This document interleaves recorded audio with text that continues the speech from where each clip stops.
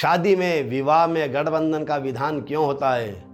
गठबंधन में क्या क्या सामग्रियां लगती है? गठबंधन, ग्रंथि बंधन या गांठ जोड़ा, जो भी बोला जाए, गठबंधन विवाह संस्कार का प्रतीकात्मक स्वरूप है।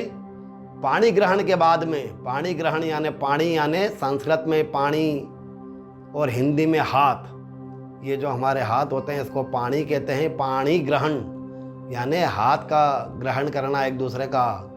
पाणी ग्रहण के बाद वर के साथ में जो उपरना होता है, जो वस्त्र होता है, जो दुपट्टा होता है, और वधू के साथ में जो चुनरी होती है या जो भी उसका वस्त्र होता है, उपरना होता है, उन दोनों के मिलान करके, आपस के वस्त्रों का मिलान करके उसकी गांठ बांधी जाती है, जिसको कि आम बोलचाल की भाषा में गठबंधन बोलते हैं। इस बंधन का प्रतीक है, इस बंधन का अर्थ है दोनों के शरीर और मन का एक संयुक्त रूप से एक नई जीवन की शुरुआत।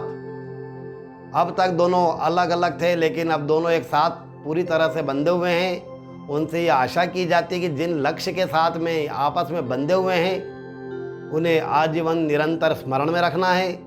जीवन लक्ष्य की यात्रा में एक दूसरे के सहयोगी बन करके, पूरक बन करके, मित्र बन करके चलेंगे।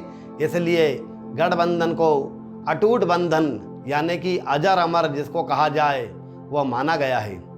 गठबंधन करते समय वधू का पल्ला और वर का दुपट्टे के बीच में क्या क्या सामग्री होनी चाहिए? आजकल तो प्रचलन में जो सिक्का होता है वह सिक्का ले लेते हैं, जबकि सिक्का नहीं होना चाहिए। चांदी या चांदी का सिक्का होना चाहिए। चांदी या चांदी का सिक्का होना चाहिए। पुष्प होना चाहिए।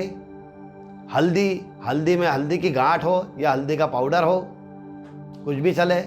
दुर्वा होना चाहिए और अक्षत होना चाहिए। अक्षत यानी चावल। ये 5 वस्तुएं होना चाहिए जिससे कि ग्रंथि बंधन किया जाता है, जिसका कि अपना अपना महत्व है, अपना अपना इनका सबका मैं आपको जानकारी देता हूँ कि विवाह पद्धति के अनुसार यह महत्व इस प्रकार है।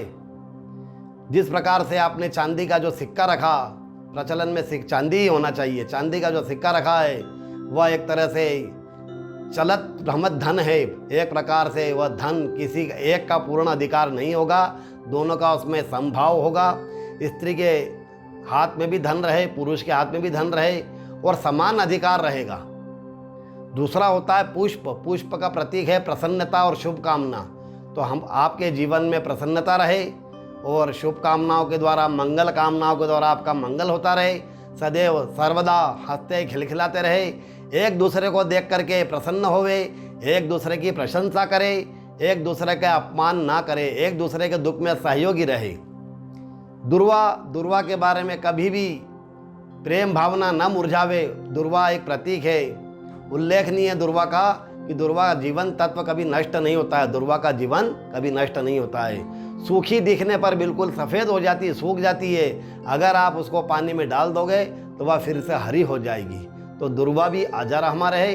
दोनों के मन में इस प्रकार से एक दूसरे के प्रति अटूट प्रेम रहे और आत्मीयता बनी रहे।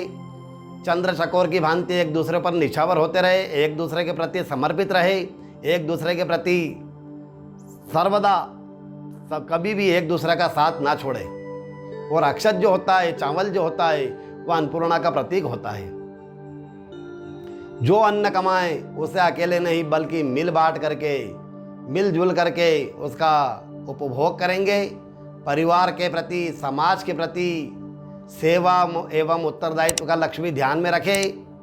इसी प्रेरणा के लिए उसमें अक्षत रखे जाते हैं ताकि दोनों के द्वारा सामाजिक जीवन भी चलता रहे, समाज की सेवा भी होती रहे, मानव सेवा भी होवे, माधव सेवा भी होवे। और इनका लक्ष्य भी यह होना चाहिए कि मानव सेवा ही माधव सेवा है। तो ये जो आज ग्रंथि बंधन के बारे में हमने आपको 5 प्रकार की जो चीज़ें, वस्तुएं बताई, ये ग्रंथि बंधन का चांदी है, अक्षत है, हल्दी है, दुर्वा है, पुष्प है, ये अवश्य बांधना चाहिए। चलता हुआ सिक्का जो आज का है वो नहीं होना चाहिए। चांदी अवश्य बांधे, चाहे वो घुघरी हो या सिक्का हो।